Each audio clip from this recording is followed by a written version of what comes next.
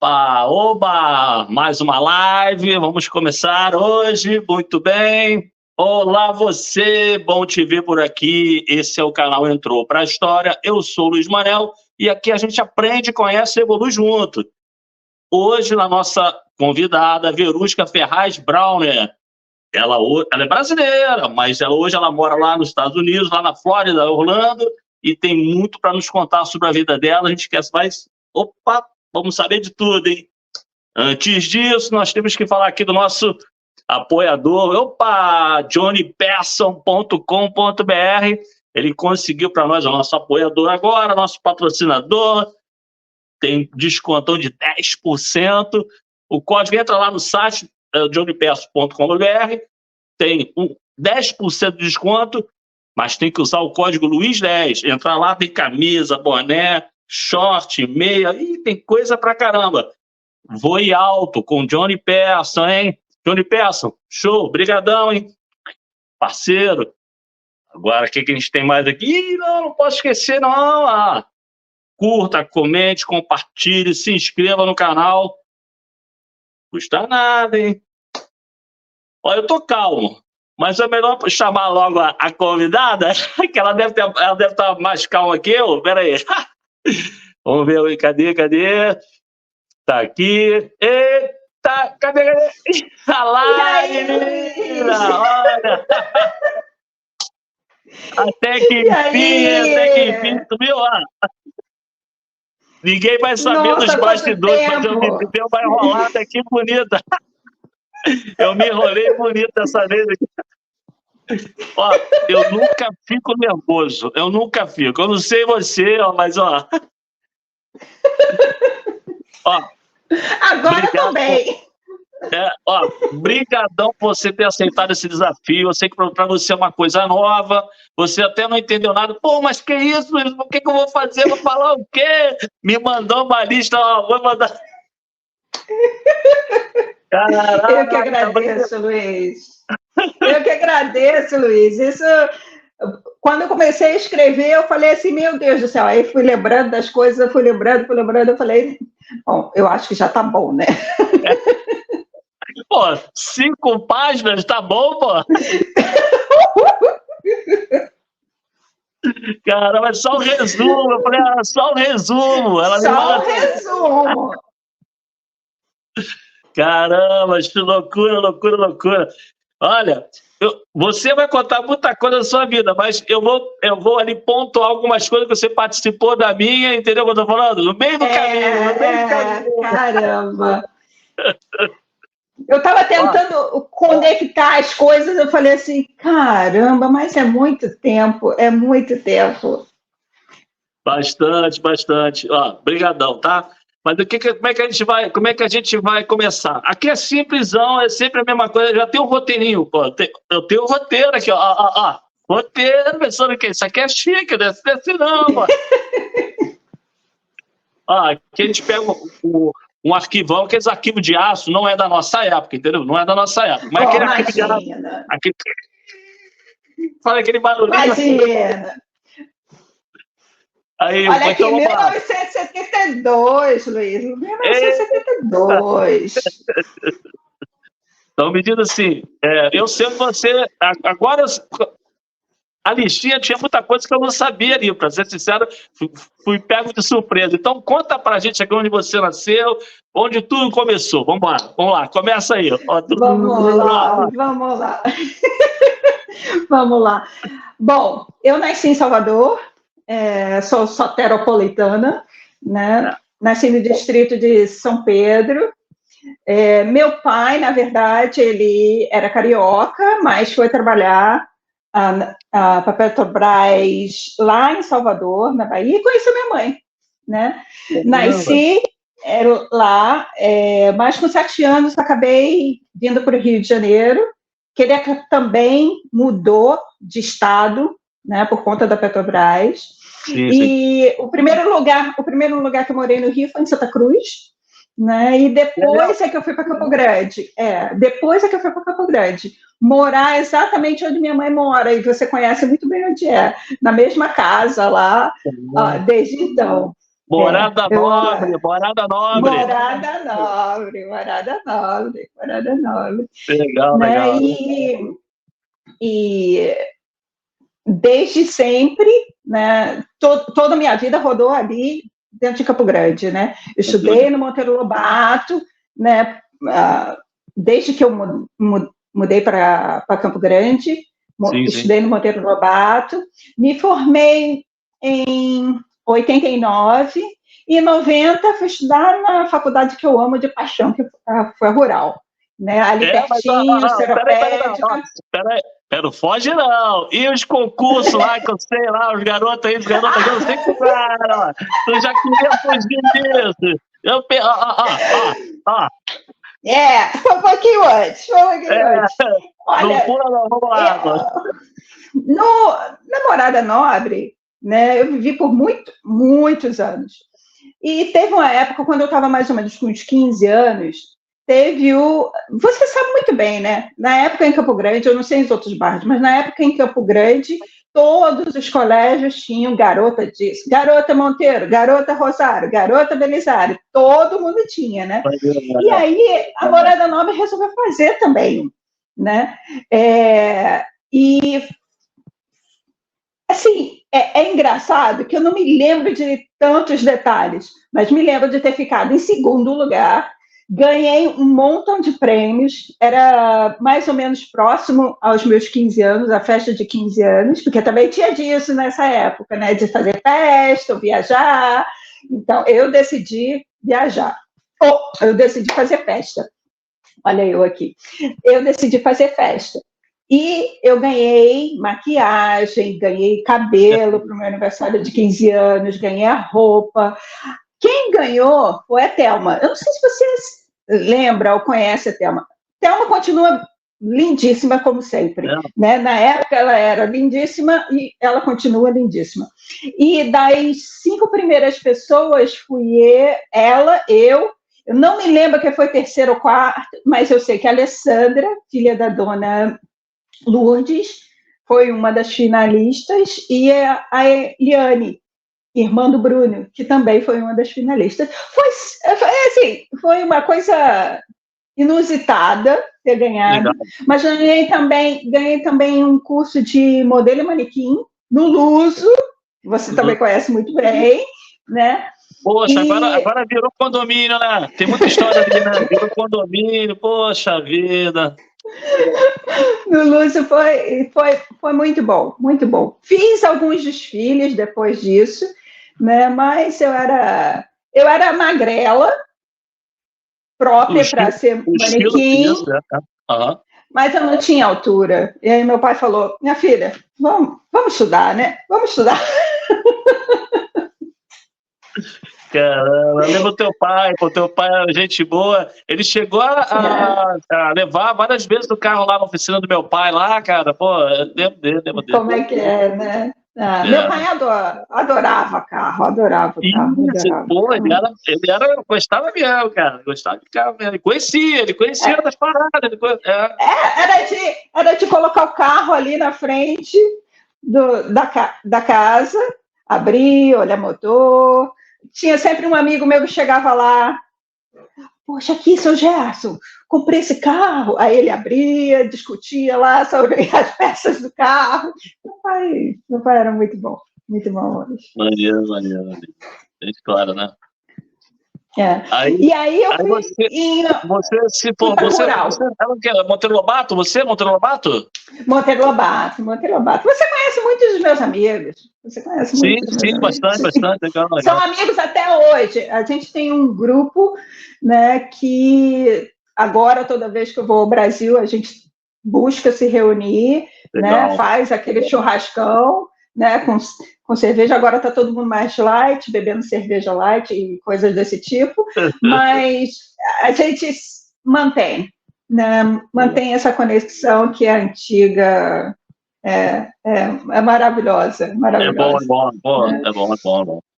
E assim, tomara que na próxima que você vá, a gente se encontre lá, né? Assim, e aí coincide, você vai em que época mais ou menos? Tem uma dúvida da época que você vai, não? Agora, assim, eu fui há 3 anos, quase 3 anos atrás, né, em dezembro. Fui para Natal, na verdade. Nessa época do ano. Nessa época do ano. Mas só que foi muito corrido, muito corrido, por conta de festa. Aí eu queria marcar com um montão de gente, aí não dava, né? Porque as pessoas. É claro que desde o momento que eu sabia que eu ia, né? Eu falava com as pessoas, olha, eu estou indo, um grupo aqui, outro grupo lá, né? Mas ao mesmo tempo essa época do ano é muito complicada, porque eu não posso também sair daqui por muito tempo, máximo são 2 semanas, né? Sim. E aí eu falei assim, meu Deus do céu, não vai. E foi muito corrido. E também tinha que ser uma época que eu pudesse, porque como eu estou estudando aqui, não interferisse também nas aulas, mesmo sendo um curso online, né, eu que preferia não ter que, por exemplo, me conectar lá para fazer vídeo e coisas desse tipo, né? Então assim, eu não tenho muito assim preciso hoje, né, quando eu vou, né? E há 3 anos atrás eu fui porque fazia 3 anos, mais de 3 anos que eu não ia ao Brasil. Né? Eu acabo tendo mais frequência. O processo todo de green card, né, é uma coisa que eu tive que esperar esse tempo, aí juntaram as coisas, aí agora dá para ir, mais tranquilo. Não, sim, essas coisas. Porque às vezes demora também a consolidação, né, de ficar no local, as coisas para resolver, né? Isso é meio moroso, né? Para você ver, né? Eu tenho algumas coisas para fazer no Brasil, mas eu não consegui fazer nada. Só me encontrei com os meus amigos. Não, mas essa época, eu quando vou, eu nunca vou nessa época, né? Nunca vou nessa época porque eu vou para resolver coisas e nessa época tu não consegue resolver nada mesmo, né? Eu só ver família e amigos. Exatamente. Tinha tudo parado. E aí, depois eu comecei a ir no verão. Aí parei no verão porque eu chegava e tinha um choque, né? Tinha um choque mesmo de calor, né? Porque a diferença aqui já saía daqui com frio, né? E eu já comecei a me acostumar mais com o frio do que com o calor. Quando eu chego no Brasil, eu já tenho dificuldade do calor, entendeu? Enfim. Aí agora com mais essa época também eu fui porque a Maria Amélia estava no Brasil, né? Então era uma maneira de conciliar tudo. Tinha a festa de 1 ano da minha sobrinha que eu ainda não tinha visto, tinha nascido, e era a festa de 1 ano. Então, assim, juntaram tantas coisas que eu falei, bom, não é para resolver nada, é para matar a saudade de um montão de gente. Elas duas estão fora do Brasil também? Não, a Carolina mora no Rio, né? A Carol mora no Rio. Mas a Maria Amélia, ela é casada com um espanhol, ela mora na Espanha, mas ela está temporariamente no Brasil, em Brasília. Que legal. O marido dela está fazendo um trabalho em Brasília e aí ela está temporariamente em Brasília. Bacana. Eu também nunca mais vi. Inclusive, eu não sei, eu não sei nem se eu estou seguindo elas, se elas têm Instagram ou rede social, porque eu não lembro. Carol tem Instagram. Maria Amélia não. Maria Amélia só tem Facebook. Facebook. Né? Eu acho que ela está no Facebook, né? Mas o Facebook eu tenho postado muito pouco. Agora eu replico só, né, no Facebook, porque eu posto no Instagram. Também. Eu uso mais o Instagram e o Twitter, né? O X, não. O X agora. Eu comecei a usar o X, mas não peguei o ritmo, enfim. Não, eu também não. Mas algumas vezes eu dou uma olhada lá, o que tem por lá. Lá é muito bom para notícia, né? É muito bom para notícia, tem que estar acompanhando ali, né? Sim. Exatamente. A velocidade das informações ali, né? Nossa, é aquela história, você consegue ver tanta informação em tão pouco tempo ali, né? E algumas vezes eu fico, opa, calma aí, o que eles estão falando aqui que eu não. E eu sigo páginas tanto do Brasil quanto daqui, então eu fico olhando, ok, o que está acontecendo, né? Tem que ser Eu assim, aqui né? quase Tem não que estar acompanho nada. conectado. Aqui eu sinceramente eu quase não acompanho nada aqui. Aqui não, né? Só mesmo lá do Brasil mesmo, entendeu? E bem, aí o que acontece? Pulando agora, né? Vamos entrar na área da faculdade aí, né? Você formou em administração na Rural. A Rural era muita festa da Rural, né? Era toda. Olha, assim, eu nunca fui muito festeira, porque meu pai era bem rigoroso, né? Mas as festas, as que eu participei eram muito boas, muito boas. As festas no Caur, eu não sei nem, faz meio século que eu não vou lá, então não sei nem como é que tá. Né? As mas festas no as Caur. mesmas festas, festa do bicho, festa da zootecnia, isso? Olha, a minha turma, nós éramos 8 pessoas. Passamos em 90, primeiro semestre, 8 pessoas, 7 de Campo Grande e uma de Nova Iguaçu. A gente cabia, eu acho que você conhece também, Ebinho, Marcelos, você deve conhecer todo mundo. A gente cabia no carro do Marcelos, entendeu? Então, a turma toda cabia no carro do Marcelos. Era muito legal. Foi uma época muito boa, muito boa, né? Além do ensino propriamente dito, né? Porque eu não sabia o que eu ia fazer. Estava no colégio, né, no Monteiro, mas eu não sabia o que eu ia fazer. Tive que fazer teste vocacional. Meu pai me perguntou o que você quer fazer, eu falei, não sei.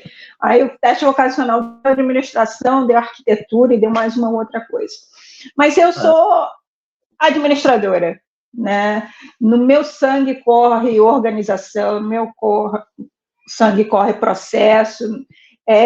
Eu sou esse tipo de pessoa que realmente gosta de administrar e gosta de dar de ajudar dentro do que eu posso fazer na administração, né? E tudo que eu fiz na vida profissional e tudo mais, isso acaba tudo se conectando com a administração. Por mais que eu não seja, por exemplo, quando eu trabalhei na Castrol, ou até mesmo quando eu trabalhei antes, né, quando eu trabalhei no Cantão e na Hadley, a minha vida lá era uma parte administrativa. Verusca, você precisava ter feito faculdade para ter trabalhado? Talvez não, mas a minha base administrativa foi o que me deu oportunidade em todas as áreas que eu fiz, entendeu? E isso me ajudou muito profissionalmente no final. Imagino. Né? A Hadley ainda existe? A Cantão e Hadley existem ainda? Olha, eu sigo no Instagram, né, o Cantão. Eles eram um grupo. Eu não, para falar a verdade, eu não sei como é que está a estrutura hoje, mas o grupo era Cantão, Hadley e Irving, que era o que fazia os chinelos Kenner. Lembra dos chinelos Kenner? Sim. Então, o Cantão e a Hadley, eles não tinham uma fábrica na época. Eles compravam de terceiros, e o que chamava na época, depois de um tempo, comecei a trabalhar na parte de multimarcas, né? Existiam multimarcas espalhadas por todo o Brasil, tanto do Cantão quanto da Hadley, e a partir daí tinha a parte toda de roupa, e a Irving era responsável pela parte de chinelos, calçados, tudo que você tinha numa loja do Cantão e da Hadley eram produzidos pela Irving, né? Eu não sei como está a estrutura hoje, mas eu ainda sigo, de vez em quando eu vejo alguma coisa da Hadley, mas o Cantão eu ainda sigo no Instagram. Que legal, pô, que bacana, porque foram marcas que fizeram a nossa juventude, né? Exatamente. E era muito legal estar lá dentro, né? Porque você via, por mais que as peças não eram produzidas efetivamente lá, você via todo o trabalho de criação, o pessoal da multimarca tinha as meninas que eram compradoras, né, elas participavam do processo de criação, de repente, de uma coisa que fosse um pouquinho mais específica para o pessoal do Nordeste, né, uma coisa que tivesse uma característica, porque todo mundo queria muita coisa voltado para o que era o Rio, né? Para mim, isso é minha opinião, né? O Cantão e a Hadley, eles tinham, eu não posso dizer tem, porque hoje eu não sei muito bem, mas eles tinham a cara do Rio de Janeiro, né? Aquela coisa praiana, aquela coisa maravilhosa que o Rio tem. Sim. Mas tinha muita coisa, algumas coisinhas podiam puxar um pouquinho para o Nordeste, ou puxar um pouquinho para o Sul, né? Os franqueados eram bem tinha um grupo muito forte em Brasília, tinha muito forte no Nordeste. Era muito legal mesmo. Inclusive, experiência bacana. Sim, de vez em quando rola nos grupos de WhatsApp uma foto assim, com imagens de várias marcas, né? Que eram concorrentes na época, né? E a Company, enfim, várias outras, né? Se citar aqui, deve ter umas 20 ou 30 marcas, eu não vou lembrar todas elas, mas aí essas marcas eram concorrentes, mas era uma concorrência interessante, né, cara? Porque criavam muita coisa assim legal, diferente, aí acompanhava uma moda e tal. Era muito legal isso, né? Era muito legal isso. E as mochilas, os tênis, que todo mundo queria ter, né? Isso ficou marcado em uma geração, e o Cantão e a Hadley fizeram parte disso, com certeza. Com certeza. Que bacana. Aí, quer dizer, você teve essa passagem na Cantão e na Hadley, e depois você foi para Castrol, foi isso? Ou teve um intervalo aí? Teve um intervalo, né? E aí eu fiz um trabalho de uns 2 meses, mas foi muito puxado na Macro, e depois é que surgiu Macro. A Macro fechou no Brasil, né? A Macro fechou, né? Acho que fechou. Pelo menos a Campo Grande fechou. Agora é o Açaí, onde era Macro, virou o Açaí, se não me engano. É verdade. Eu trabalhei na unidade que era ali, Ayrton Senna, né? Era um bem grande ali, né? Aí fiz um trabalho lá, muito curto, e aí surgiu a oportunidade de uma vaga. Na verdade, a Castrol, ela tinha uma fábrica de plástico, a fábrica no Rio de Janeiro, né? Tinha uma fábrica de plástico dentro da Castrol, né? E um amigo meu, Jefferson, que você deve conhecer lá do bairro, da Morada Nobre, ele falou: Verusca, eu tenho uma oportunidade lá, o que você acha? Fiz a entrevista, o Armando era uma pessoa gigante, ele era grandão, mas era um doce de pessoa. Ele falou assim: eu vou mandar seu currículo lá para Castrol. Eu falei: tá bom. E aí eu estava fazendo uma entrevista aqui, outra ali, e aí recebi a telefonema, né? Vem fazer uma entrevista aqui na Castrol, um trabalho temporário para substituir uma pessoa na época. Sim, e aí acabei... Luiz, eu penso assim, tem uma coisa que eu sempre levo em conta. No Cantão e na Hadley, o trabalho era temporário, né? Na Castrol, o trabalho era temporário. Eu penso que quando você tem a oportunidade de mostrar o seu trabalho, a oportunidade pode aparecer ali, né? E foi o que aconteceu tanto no Cantão e na Hadley quanto na Castrol, né? Era para eu ficar num trabalho de 3 meses, eu fiquei mais de 14 anos na Castrol. Né? Caramba, isso tudo. E assim, né? A Castrol foi, assim, para mim, uma escola, né?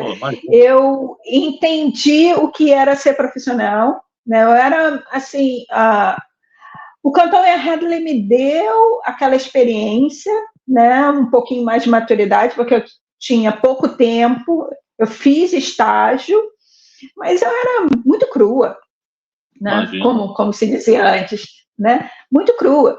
E o Cantão me deu esse pouquinho de experiência, foi muito bom. A experiência foi muito boa, né? E a Castrol foi que me ensinou... Lapidou, né? Exatamente. E, assim, ficar 14 anos na Castrol, hoje, por exemplo, meu pai ficou mais de 25 anos na Petrobras, né? Ele entrou como estagiário e saiu aposentado. Então, meu pai, ele teve uma vida lá, né? Eu não estava pensando que fosse ficar tanto tempo na Castrol, mas a Castrol tinha tantas oportunidades, aparecia uma coisa, aparecia outra, era treinamento, e depois que a Castrol foi comprada pela BP em 1999, aí mesmo que o mundo se abriu, né? Eu entrei como assistente de compras, depois fui assistente de qualidade e terminei lá como supervisora do sistema de gestão integrado, que era responsável por certificações, né? ISO 9001, ISO 14001.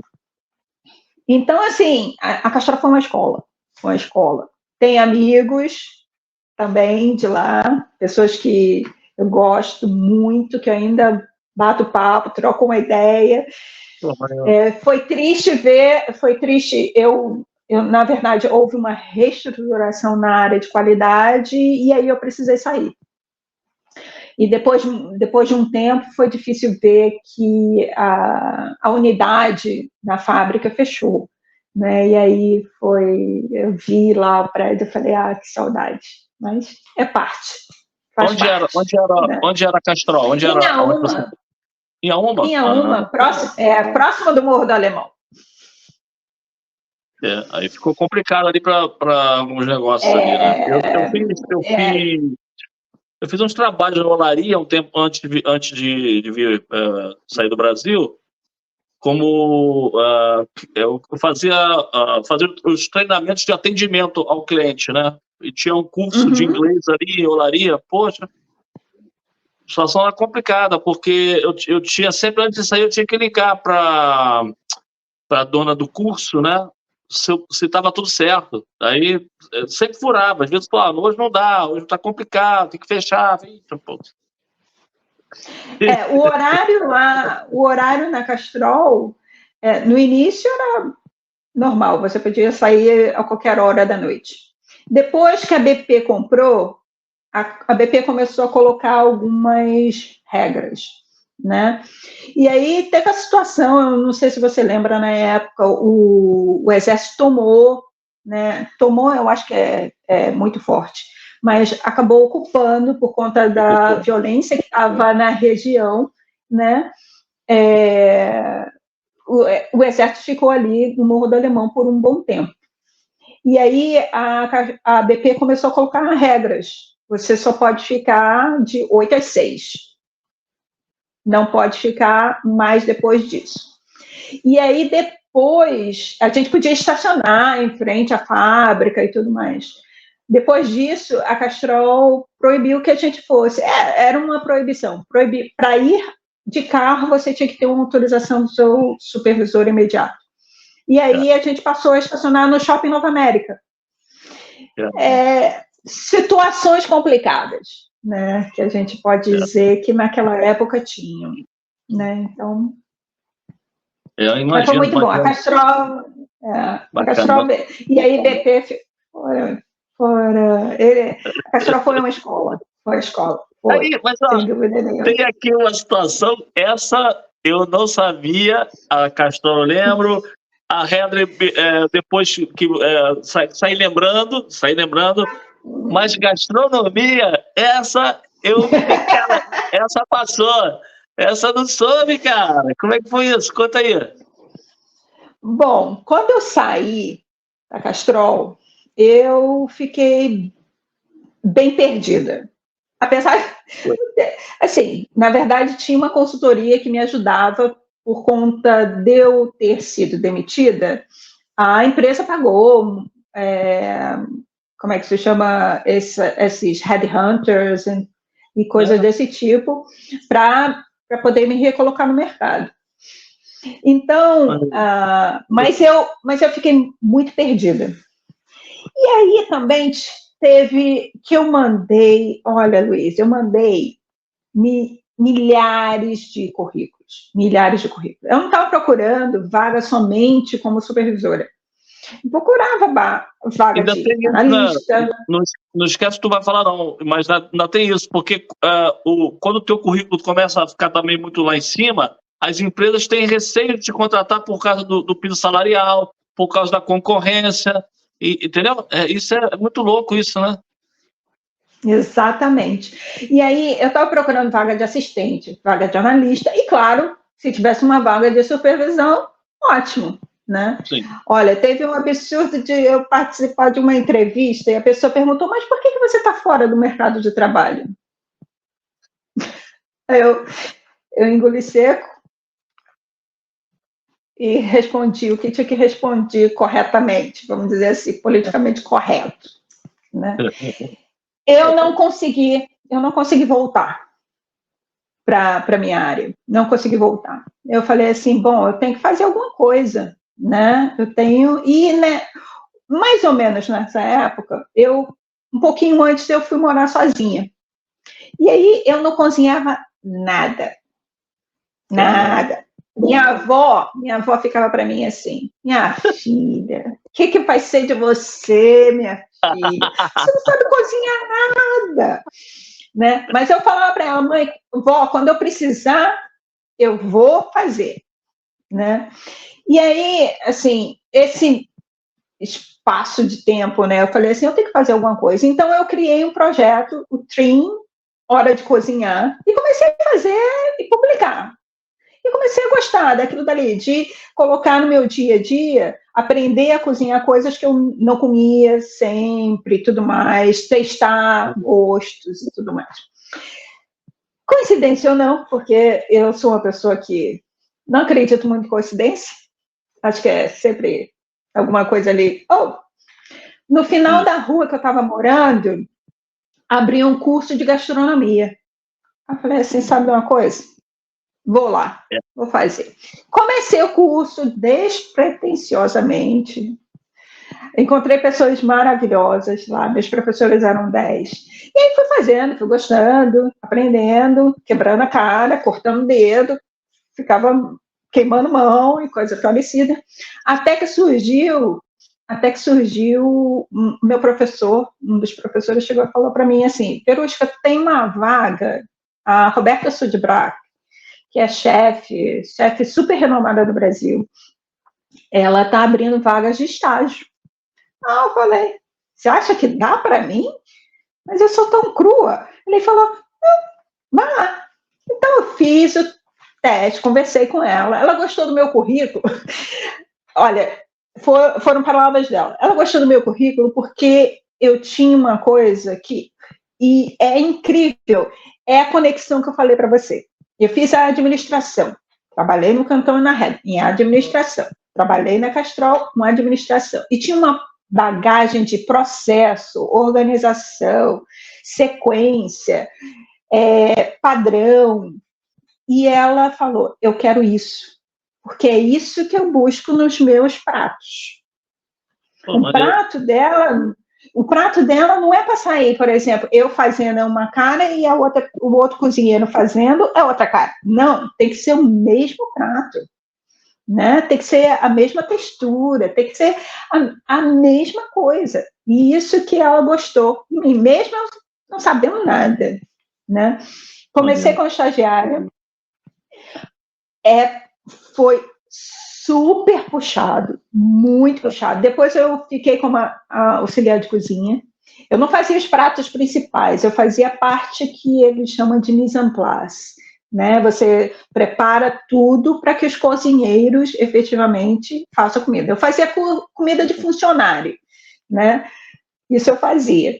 Mas eu fazia parte do grupo que fazia mais essa parte de preparar a comida, deixar tudo cortadinho, tudo certo, etiquetado, bonitinho, para que os cozinheiros, na hora do vamos ver, né, que os clientes estão lá no restaurante, estão lá para preparar os pratos, né? E assim, eu me lembro uma vez que era perto do Natal. Caramba, a gente saiu de lá 3 horas da manhã para voltar às 5, porque era Natal. E ela tinha entrega de Natal. E assim, foi muito puxado, mas uma experiência que, Sim. assim, hoje eu trabalho com cozinha? Não trabalho com cozinha. Mas se eu não soubesse cozinhar, caramba, como é que seria meu dia a dia aqui para preparar jantar, almoço, né, para me virar, saber se está bom, se está ruim, né? Isso tudo é experiência que você traz, que você fala, pô, foi muito bom ter feito aquele curso, foi muito bom ter sido estagiária da Roberto Fujimaki, entendeu? Foi muito bom mesmo. E existe lá o espaço, o curso? O curso eu não sei, porque faz muito tempo que eu não da última vez que eu fui ao Brasil, eu não fui a Tijuca, então não sei. Mas o restaurante da Roberta, que era no Jardim Botânico, ela fechou esse restaurante e abriu um outro restaurante, que agora eu não me lembro onde é. Mas ela tem também em Botafogo um que ela chama de Garagem da Roberta, que lá é mais os sanduíches, o tão famoso cachorro-quente que ela faz, que é super show de bola. Então, assim, eu sei disso, mas eu não... Do curso em si, eu acho que ainda tem na Tijuca. Eu acho que ainda tem. Pô, interessante. Depois que você ficou 2 anos, 3 anos, o que foi isso? Não, foram 6 meses. Depois disso, eu resolvi dar um tempo, e aí um amigo meu, que eu conheci lá, ele ia ser o chefe de cozinha em um hotel que ia ser aberto em Copacabana, em frente à estação do metrô, que agora eu não me lembro qual é, em Copacabana. E aí eles precisavam de pessoas lá e tudo mais. E acabou que, ao invés de ser só auxiliar de cozinha, eu me tornei chefe de partie, que é, assim, tem dentro da cozinha, se não mudou, né? Eu vou falar o que eu sei da época. Você tem os auxiliares, depois tem o chefe de partie, que é aquela pessoa que cuida daquele turno, aí tem o sous-chefe e tem o chefe, né? Meu amigo era sous-chefe. E aí eu cuidava da parte de tarde e noite. Era puxado. Cozinha não é glamour. Né? Definitivamente não é, mas não. Precisa muita organização mesmo, né? Muito. Algumas vezes eu tinha que ficar sozinha, e aí eu precisava ter na minha cabeça exatamente a sequência das coisas que eu tinha que fazer. E se você não é organizada, não dá. Não dá. Fica muito... Imagina você entrar numa cozinha, tá tudo de cabeça para cima, um cliente vem, quer conhecer a cozinha e a cozinha está um transtorno. É claro que nada era sempre um glamour de estar tudo super arrumado, mas pelo menos manter... Na Roberta não tinha como, ela sempre falava: limpa, tira, usa, joga fora o que tem que jogar fora, reaproveita o que tem que reaproveitar. Era super organizado. A sequência era super organizada. Pô, que legal. Precisa, sim, de um pouco de organização. Bastante. Aí, em 2017, você decidiu dar o pinote dos Estados Unidos. Aí, o que aconteceu? Depois que eu saí, porque eu falei assim, eu preciso voltar para a minha administração, né? Preciso voltar para a minha administração. E aí, eu não conseguia vaga. De novo, começou toda a ladainha de novo. Na verdade, eu tenho os amigos que moram aqui, foram eles, né? E eles falaram assim: Verusca, vem passar um tempo aqui, né? Despretensiosamente. Antes disso, tudo é rolê na Europa. Já estava esquecendo. Peraí. Eu esqueci que tu deu um rolê na Europa. Tu ficou aqui quanto tempo? Sim. Foram uns 15 dias, 2 semanas. Olha, foi uma experiência maravilhosa, maravilhosa. Ir sozinha, né? Eu encontrei brasileiro, você deve saber disso muito melhor do que eu, porque você vive aí na Europa, mas brasileiro está em tudo quanto é lugar. Em todos os lugares que eu fui, tinham brasileiros. Todo lugar tinha pelo menos um brasileiro. E Campo Grandense, né? Campo Grandense está espalhado no todo. Oh, meu Deus. E aí as pessoas falavam assim, mas você está aqui sozinha? Eu falei, estou aqui sozinha. Mas o que eu fiz? Né? Foi um pouquinho antes de eu começar a parte da cozinha. Né? Eu precisava dar um tempo, eu precisava entender um pouquinho o que eu queria. Foi antes da consultoria também, do Headhunter, me ajudar. Uhum. E aí eu queria visitar alguns países. Budapeste já estava na minha cabeça, a cidade de Budapeste já estava na minha cabeça. Tá aí um lugar que está na minha lista também, eu nunca fui lá. Tá. Buda e Peste são, assim, eu gosto muito de história, né? Eu gosto muito de história. Eu fui para lugares que pudessem trazer um pouco dessa história da Europa, né? Eu queria ir muito para Istambul, mas só que na época o rapaz falou assim, olha, porque uma empresa me ajudou, eu podia ter visto o nome da empresa, esqueci. Ele me ajudou no roteiro, né, dizendo assim, olha, a melhor sequência é essa. Como eu fui em janeiro, ele falou, olha, tem lugares que vai estar muito frio, como, por exemplo, a Polônia. Eu queria isso, eu queria subir um pouco mais, mas ele falou, vai estar muito frio. Yeah. Aí ele falou de ir para Londres, né? Aí ele falou, eu falei de ir para Londres, ele falou, olha, essa época do ano vai estar chovendo muito. Então, assim, ele me ajudou a criar o roteiro. Uhum. E aí eu fui seguindo. Budapeste foi a primeira, eu amei Budapeste. E assim, é engraçado que você vai para alguns lugares, você acha que todo mundo fala inglês. Todo mundo fala inglês. Eu falo inglês e falo espanhol, além do português, né, claro. Mas aí você acha que todo mundo vai falar, né? E aí algumas vezes você chega a um lugar e você fala inglês? Em alguns lugares eu tive que usar de mímica, entendeu? Apontar o que eu queria comer, porque eu também queria tentar comer algumas coisas que fossem locais, né? Sim, e aí foi Budapeste, Viena, Praga. Praga é maravilhoso. Eu amei Praga.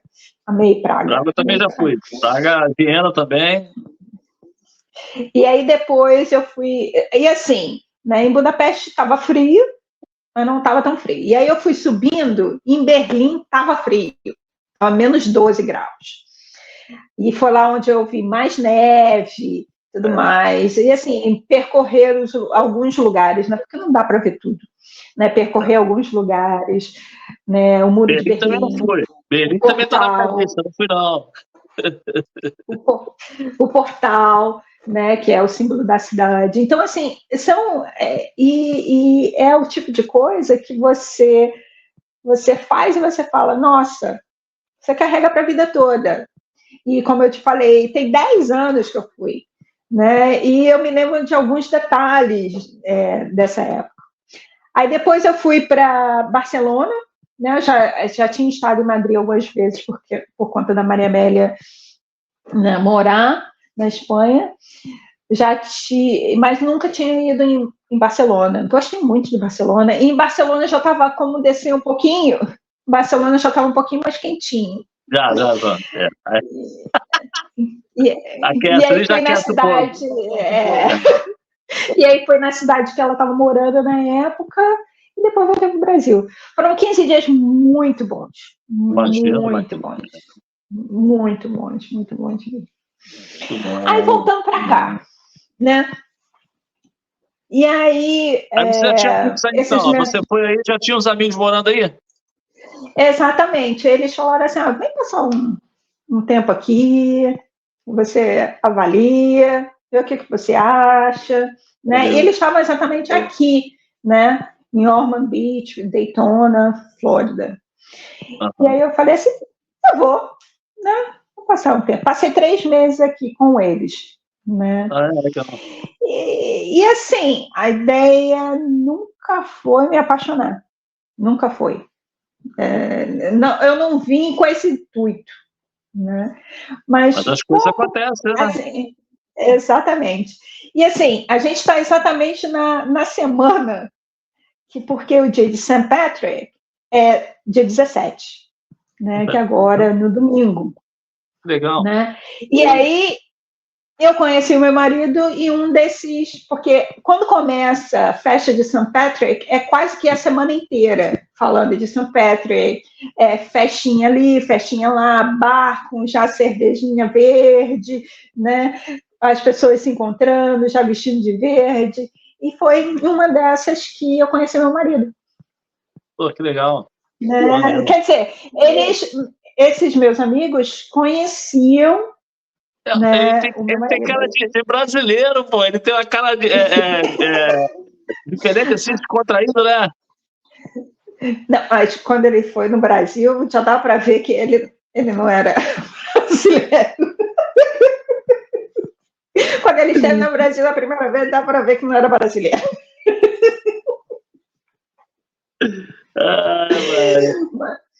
Mas foi muito bom. E aí, isso foi final de 2018, a gente começou a namorar final de 2017. Em 2018 a gente começou a namorar e começamos a ver, e aí, como é que vai ser? Ele foi ao Brasil, conheceu minha mãe, conheceu meus amigos, foi na época do meu aniversário, e aí a gente ficou nessa ida e vinda, né, até realmente definir o que a gente queria, né? Sim. Legal. Já tá aí, né? E aí, né, quando a gente decidiu, também tinha a questão de eu não podia ficar mais tempo, porque se eu ficasse depois do período, eu ia estar aqui ilegal, né? E aí, não é legal, na minha... que não é legal, né? O processo de green card em si é um processo bem estressante, além de ter um custo, né? É um custo alto, não é uma coisa assim, vou tirar o green card, né? Não é assim, né? Mas é um processo.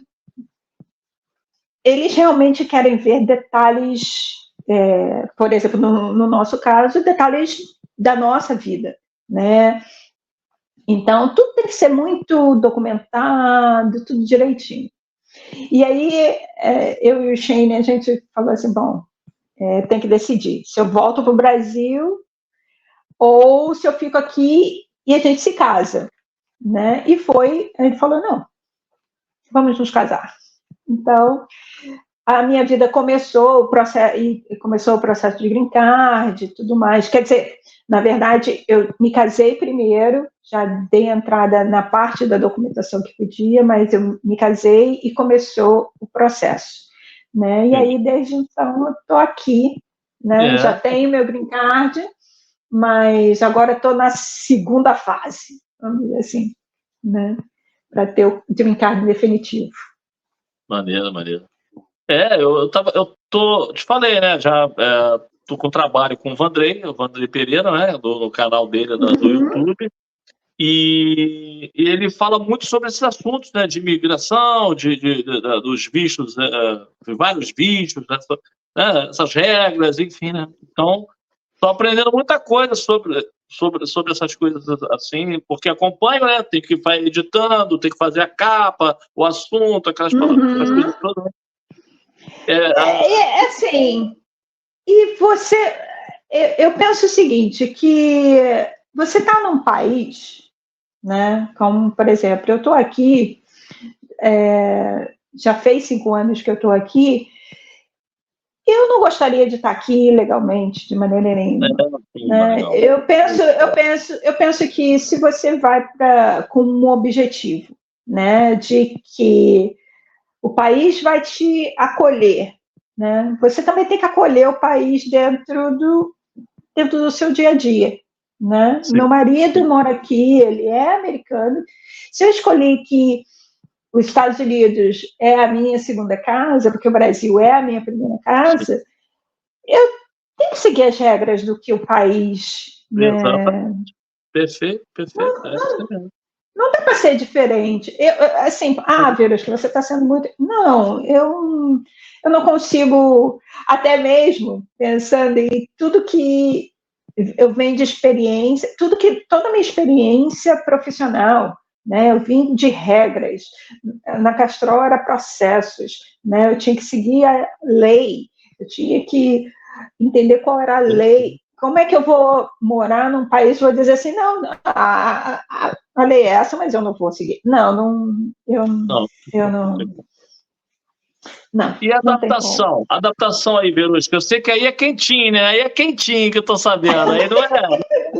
Aqui é bom, né? Eu estou aqui no meio do estado, bem próximo da praia, né? Assim, nós tivemos uns dias de frio. Olha, o Mickey tá ali atrás, olha o Mickey lá, o Mickey. O Mickey está 1 hora daqui, 1h30 daqui, em Orlando. Mas, assim, eu posso dizer que é um pouquinho mais frio algumas vezes que no Rio de Janeiro, mas nada que se compara, por exemplo, a Chicago, que vive embaixo de neve quase o tempo todo, né? A adaptação, assim, pensar que eu tenho que falar e pensar boa parte do tempo em inglês, isso no início foi bem pesado, porque a cabeça vai falando assim, não, você tem que pensar em inglês, você tem que falar em inglês, você tem que chutar em inglês, você tem que fazer tudo em inglês. E assim, uma coisa, na época que eu trabalhava na Castrol, eu tinha que falar em inglês, e como eu sabia espanhol, eu também falava em espanhol. Sim. E eu sempre dizia que era fluente, porque eu não pensava, assim, é aquela história, todo mundo que aprende inglês sabe que não tem que ficar pensando em português para traduzir e depois falar inglês, né? Eu já estava numa fase que eu já falava inglês, estava certo ou estava errado, eu já falava inglês, isso na época da Castrol. Morando aqui, eu vi que a fluência já não era isso tudo, né? Eu precisava aprender mais. Precisava aprender mais, precisava escutar mais, né?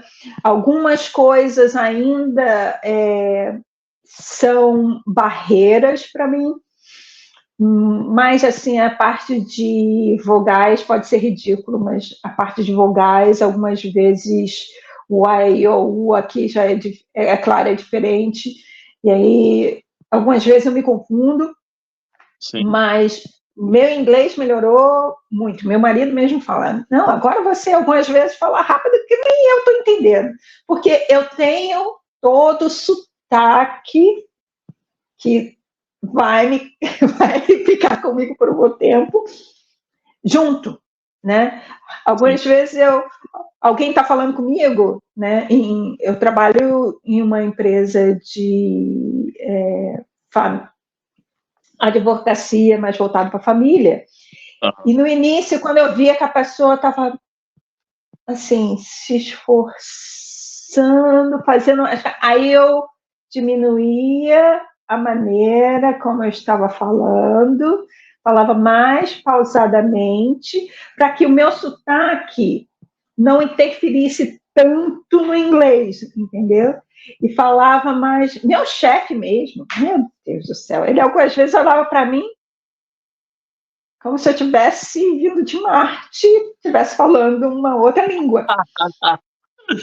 Eu sei como é que é, mano. Eu não sei, aqui na região que eu moro na Inglaterra, tem um sotaque para aquela bem arrastado mesmo.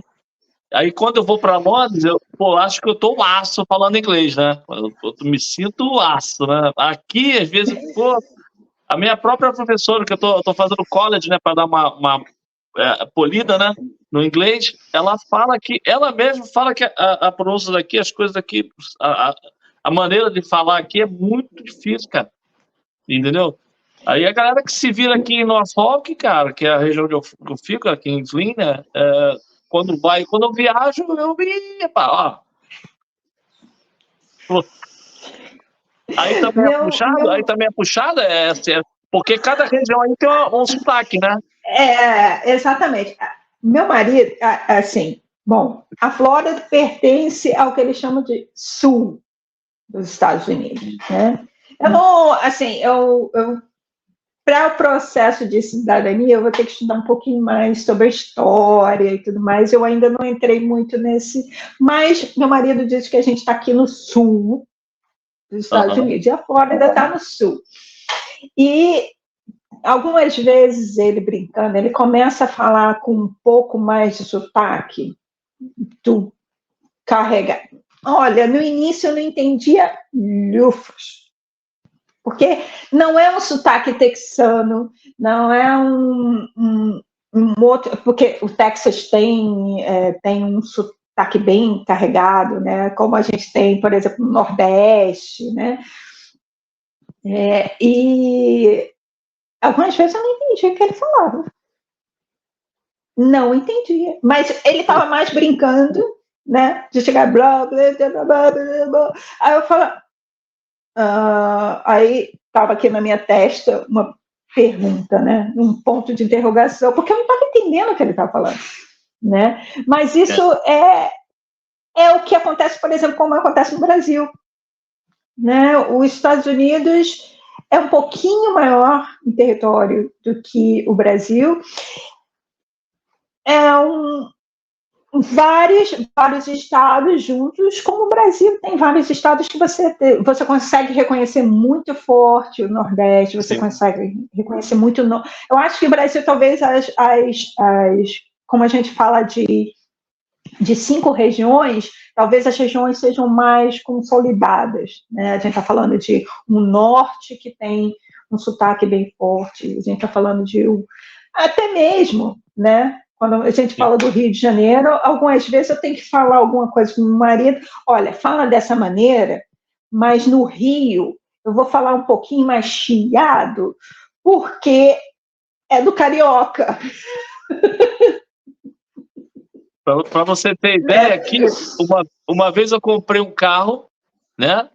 E fui fazer seguro. Aí a seguradora era da Escócia. As minhas gerentes do banco, que a gente ficou meio enrolado, né, para fazer, recorremos à nossa gerente de banco daqui, da região. Eles não se entenderam. Ela não entendeu o que o cara falou lá na Escócia. Aí eu falei, eu falei, minha mãe, não, tão ferrado, cara. Vocês não se entendem, cara, como é que é? Isso. Aí também acontece isso, cara. Assim, tem algumas vezes que a gente vê alguns shows, assim, aí eu olho assim, eu falo, não entendi nada do que ele falou. E tem também uma coisa, né? Se você vai para as pessoas um pouquinho mais idosas, né? As pessoas falam o inglês um pouquinho mais. E aí né? Quantas vezes alguém chegou e falou assim, what? Não entendia nada do que eu estava falando. Porque aí junto o meu sotaque, junto com a maneira que eu falo, a pessoa está falando. Então, assim, assim, saindo um pouco do que é o centro da Flórida, né, que aí a gente está falando ali de Orlando, né? Orlando tem muito brasileiro. Aqui eu não tenho quase contato com os brasileiros. Então, isso também me ajuda a desenvolver ainda mais o inglês. É verdade. Né? Isso é verdade. É porque se ficar assim, convivendo muito, né? Sim. Isso acontece. Isso porque é aquela história. Você tem que pensar, como eu estava falando antes, você tem que pensar já na língua. Não dá para você ficar traduzindo todas as palavras. Não é assim que funciona, né? Não é assim. Né? E para ser fluente, você precisa estar falando, você precisa estar conversando com as pessoas. Né? Tem algumas coisas que, assim, algumas vezes no dia a dia, eu tento copiar o que o meu marido faz, porque é local, né? Sim. As pessoas passam, se encontram, passam assim, oi, tudo bem? Como vai? Você conhece a pessoa? Não, você não conhece a pessoa. E a pessoa fala, how do you do? How do you do?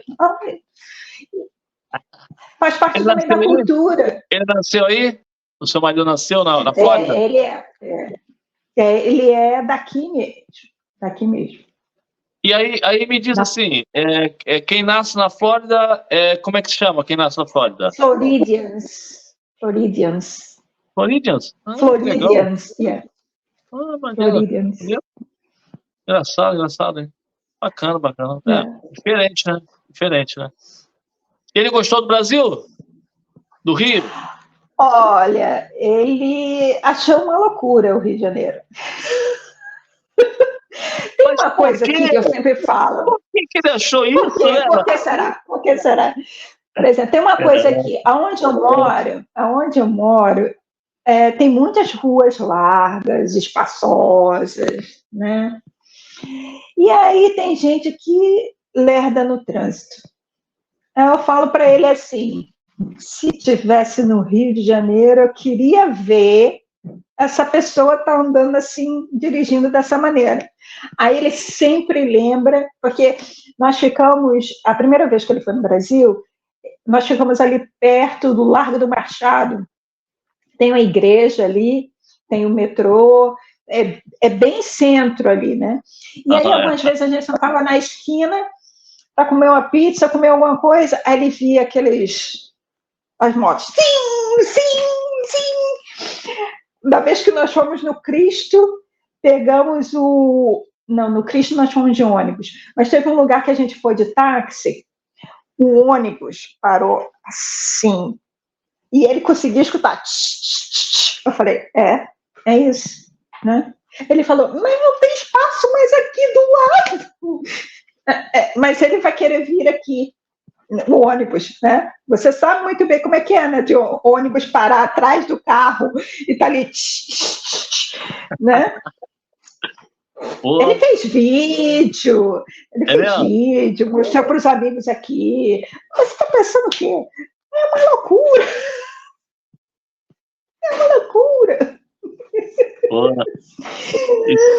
E tá mais loucura ainda, né? Agora, a loucura só aumenta, né?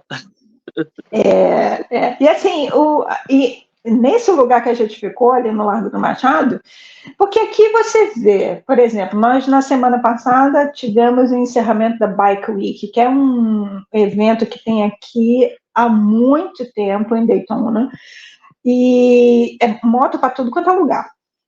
Mas as motos seguem uma atrás da outra e uma atrás da outra, atrás dos carros.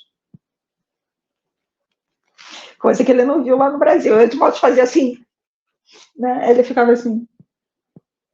Assustador, Não, eu quando eu vou lá agora, eu já sinto assim, você provavelmente também, né? Porque depois que a gente fica numa cidade, um local muito organizado, tudo funciona, aí quando você vai para um lugar como o nosso Rio de Janeiro ali, se não for na Zona Sul, que a Zona Sul também já está complicado, né?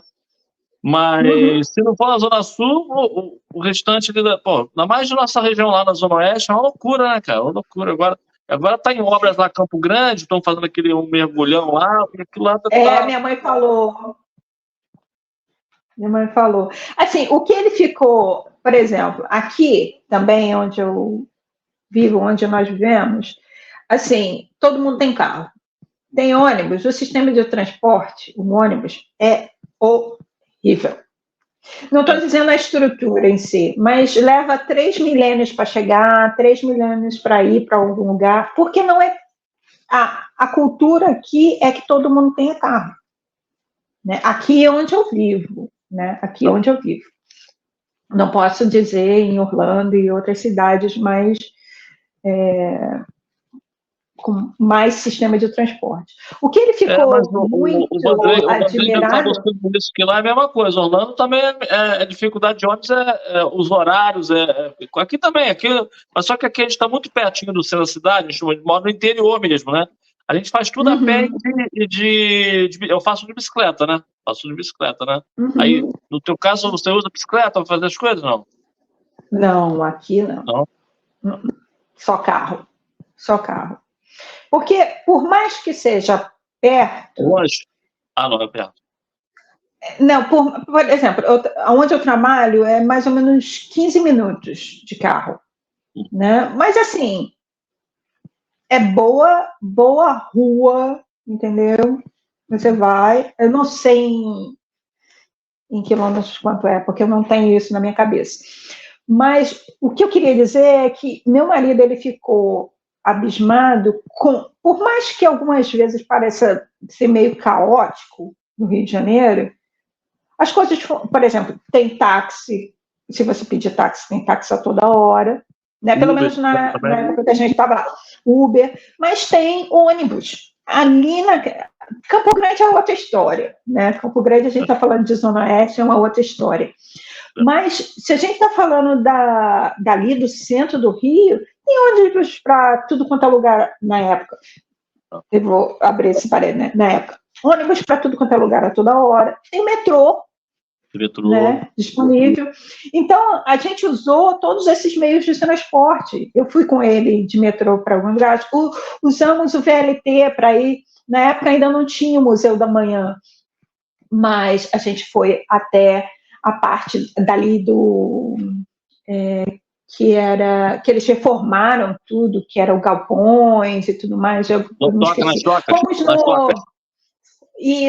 Fomos no aquário. Ele amou o aquário de lá. O aquário estava bem no início, super maravilhoso o aquário na época, entendeu? Então, assim, eu pude mostrar esses detalhes que aqui não tem. Né? Vai chamar um táxi, é um parto. Uber não, Uber tem, Uber é fácil, mas a maioria das pessoas usa seu carro. Não é. O sistema de transporte é. Uma vez, uma amiga esteve aqui, ela falou: mas eu vou de um ônibus. Eu falei: calma aí, deixa eu estudar o ônibus, para saber como é que é, porque eu nunca tinha usado. Eu falei: olha, vai dar 2 horas para você chegar, lá e vai demorar para caramba. Então, assim. Não, é diferente, né? Por isso que eu estou dizendo, por mais que seja caótico, de repente, até o sistema, né, tem muita coisa que não tem, né? Comparando, né, aqui e lá, não tem mesmo. Imagina. E falando do teu trabalho aí, e juntando com o que você está estudando, você tá paralegal, né, que você até me falou, não é isso? Isso. O paralegal, existe essa função no Brasil, mas até onde eu entendi, pode ser que alguém depois fale que eu estou errada, mas até onde eu entendi, o paralegal, aqui o que a gente faz é dar suporte ao advogado com minutas, com tudo que possa ser do dia a dia do advogado. Não pode dar consultoria jurídica, não pode dar, por exemplo, se o cliente chega e pede, o que você acha? Não, opinião não faz parte, paralegal não pode fazer isso. E até onde eu entendi, no Brasil, o paralegal, ele existe, a pessoa tem que ser formada em advogado. Por exemplo, aqui eu não preciso ser uma advogada para ser paralegal, mas no Brasil, eu acho que depois de um certo tempo tem que conseguir a carteira da OAB. Então, a pessoa se transforma, né, em um advogado. Ela pode ser um paralegal por um tempo, mas ela passa a ser, eu acho que tem um período de tempo que, se você não fizer, você perde, alguma coisa desse tipo, pelo que eu tinha lido. Mas aqui não, aqui eu estou fazendo college, e depois que eu terminar o college, que eu termino no final desse ano, eu posso, se eu quiser, eu posso me tornar uma advogada, Mas eu posso também dar, existe cursos de nível superior que podem dar suporte ao paralegal, e aí também você pode ser regulamentado, e aí você paga uma taxa, você participa de um grupo que é regulamentado. Legal. E também você pode galgar estudando mesmo sem ser um advogado, entendeu? Galgar na carreira, que eu quero dizer, mesmo sem ser um advogado. Sim. E aí é aquela história que eu estava conversando desde o início, né? A minha vida é administração. Hoje eu trabalho num escritório de advocacia, mas minha base é administração, e minha base dá suporte para tudo que eu faço, entendeu? Em qualquer carreira que eu siga, ela me dá o suporte necessário para que eu possa avançar em várias frentes. E hoje eu estou nessa frente, vamos ver qual vai ser o próximo passo. Não, mas esses processos, os processos da justiça, o advogado, é processo, né? Então, no processo é organização. Quer dizer, você tem que administrar aquelas coisas ali, né? Com datas. Você tem uma sequência, exatamente. Você tem uma sequência, você começa, abre o processo, você tem um acompanhamento. Lá é um escritório de advocacia de família, né? Lida com divórcio, com a parte de... esqueci o nome em português. Das crianças, de tutela, né? Vara de família, conselho tutelar, não é isso? Isso, você tem, se os pais vão se separar, tem crianças, tem uma parte toda de como vai ser o pagamento da pensão, né, qual vai ser horário de visita, essas coisas todas fazem parte do processo também, né? E aí é tudo uma sequência, nada começa assim, hoje eu vou fazer isso e amanhã eu vou fazer aquilo. Não, né? Você tem uma sequência que você vai, algumas vezes, alguns processos são bem fáceis, outros não são tão fáceis. Sim, né? Sim. Olha, deve ser muito legal, cara, assim, essa função aí. Bem, eu particularmente, não é minha praia, não, mas eu acho legal esse tipo de trabalho, né? Eu acho esse tipo de trabalho, né? Agora, eu posso te dizer, na época que eu trabalhava na Castrol, eu trabalhava muito com legislação, né? E aí, ambiental e de saúde e segurança, por conta da atividade que eu fazia lá. E aí, eu trouxe agora o legal de uma outra forma. Tá. Interessante. E a função de paralegal, você pode trabalhar em muitas áreas, é um leque muito aberto, né? Porque tem muitas companhias que precisam, né, não só do advogado em si, mas desse recurso que ajuda muito o advogado no dia a dia, né?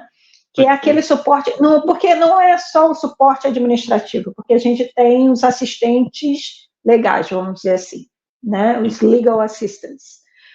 Mas não é só isso, né? Porque você estudando, você fazendo um curso de paralegal, você tem uma graduação onde você conhece mais detalhes do que é um formulário, um processo, um memorando que você precisa fazer, uma pesquisa que você precisa fazer que possa dar suporte para uma decisão que os advogados vão ter que ter. Então, assim, você ganha um pouco mais de conhecimento do que somente ser o administrativo. E isso é muito bom. É mais uma fase para aprender. Interessante isso aí, interessante. E você também falou de um curso online? Eu entendi mal. Esse curso é online, né? Na verdade, eles seriam 2 anos online. Tem algumas aulas que são presenciais, mas muito poucas. Eu tive semestre passado, eu tive que ir para a escola, né? O Valência College, ele tem várias unidades, eu acho que são 4 ou 5, e aí eu fui para uma delas, eu tinha que estar lá, mas o curso basicamente é online, assim, vamos dizer, 95%. Né? Mas isso você sabe muito bem. Estudar, você precisa dedicar, disciplina, né? E aí, quando você não está... Porque todas as vezes que eu estudei aí no Brasil, lá no Brasil, você não está no Brasil, todas as vezes que eu estudei lá no Brasil, eram presenciais, né? Sim. E quando eu decidi fazer online, eu fiquei pensando, caramba, eu vou ser organizada. Eu disse que eu tenho organização no meu sangue, mas vou ser organizada a ponto de conseguir fazer tudo isso. Eu estiquei bastante, né? Na verdade, o curso poderia ser feito em 2 anos. É claro que eu tive uma primeira fase, que era uma fase do estrangeiro, né? Que aí eu precisava, fiz aulas de inglês, fiz aulas de composição, que não eram praticamente do curso de paralegal, mas davam sustentação para o que eu ia ver na frente. E aí eu estiquei bastante. Ao invés de 2 anos, porque seria muito puxado, eu estiquei e eu estou terminando em 4 anos. Entendi. Essa às vezes tem necessidade para também não ficar muito pesado, né? Não sei como. Exato. Porque esse curso é dividido em, por exemplo, primavera, verão e outono. É assim que eles chamam os semestres, né? O semestre do verão, que é um semestre muito curtinho, se você coloca muitas matérias, é bem puxado mesmo. Teve um ano que eu coloquei 3 matérias e foi muito puxado, porque era muita coisa para ler, muita coisa para estudar. Aí você tem teste online, aí você tem disso, aí você tem os exercícios semanais, aí você tem uma prova intermediária, você tem uma prova final. Então, tudo isso, né? E sem contar que, assim, muita gente faz isso, né? Não estou sendo, não. Muita gente faz isso. Você trabalha, você estuda, você tem a casa, tem muita gente que tem filhos, né? Então, tem o restante da sua vida que você tem que dar conta também, né? Então, assim, eu falei, não, se eu fizer isso todo semestre, eu queria encurtar, queria ter terminado no ano passado, quando até eu completei 30 anos de administração de formada, mas eu falei, não vai dar não, vai ser muito puxado. Então eu falei, relaxei, eu falei, bom, vamos no jeito que dá. E aí, mas agora eu estou terminando. Então, esse é o teu projeto para o futuro, Velusca? Esse é o teu projeto de... Bom, eu estou vendo que o legal e a administração, eles caminham comigo, né, nesses últimos anos. Então, eu ainda não sei, no legal eu vou continuar, porque eu também não estou estudando à toa, né? Está fazendo paralegal para depois não trabalhar como paralegal. Mas eu vou guardar o próximo passo. Vou terminando esse ano, vamos ver, fico lá no trabalho ou não. Isso eu preciso dar mais um tempo, ver se alguma coisa também aparece, mas nada que eu tenha, assim, definido hoje, né? Dizendo assim, amanhã eu vou sair. Não, eu estou terminando meu curso esse ano e serei paralegal. Administração, toda a minha base, mas serei paralegal aqui nos Estados Unidos. Com certeza. Pô, bacana essa história, hein? Bom, eu sei que a gente falou da tua vida, né? Fez um resumão até agora. A gente tá mais 1h21, a gente combinou mais ou menos 1h30, porque também tem os teus compromissos aí. Então, Cara, a gente tira, eu gosto um pouquinho no finalzinho, eu coloco mais emoções, né? Então, para a gente poder dar um tom, né, de emoção nessa nossa bate-papo. Quais foram dessa tua trajetória aí os momentos mais, assim, mais, vamos citar, né, 3 situações, ou 2, enfim, boas na tua vida que foram positivas, que deram aquela virada de chave, né? E aí eu também o lado não tão bom, que aí são momentos da tua vida que foram complexos, né? Eu imagino já, inclusive, um deles, né? Mas enfim, né? Falar sobre essa situação de momentos complicados na tua vida, essa trajetória aí, né? Aí você pode começar com o lado positivo e depois do lado negativo, as coisas tristes, coisas positivas, você que escolhe. Aqui você que manda. Bom, vamos começar pelos tristes, né? Deixar o positivo para depois. Bom, o que mudou minha vida, no final das contas, foi o falecimento do meu pai, né? Quando ele faleceu, toda a nossa... Nós éramos muito independentes, sim, mas ele era a pessoa que guiava a gente. Minha mãe sempre foi muito capitão da nossa vida, mas ele era muito importante mesmo. E assim, quando ele faleceu, eu tinha por volta de 30 e poucos anos, mas é aquela história, parece que você nunca tá realmente pronta para o que vai acontecer, entendeu? E aí eu não estava pronta.